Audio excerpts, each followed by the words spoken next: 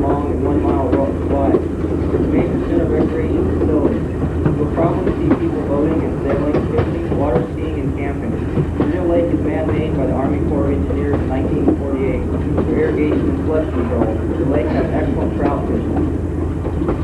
For you rail buffs, the engine giving us our power today is number 602, a 1952 diesel electric SWA EMD, acquired from Wairika Electric in 1978. It was used in service from 1952 to 1978 at Wairika, California.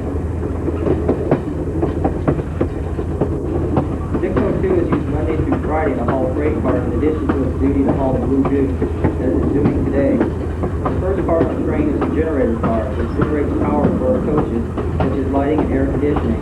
Passenger cars all came from the Illinois Central Railroad, which used them on trains like the Panama Limited or Amtrak or the Nation's Railway in 1971. These cars have been in service on this railroad going on the 9th year.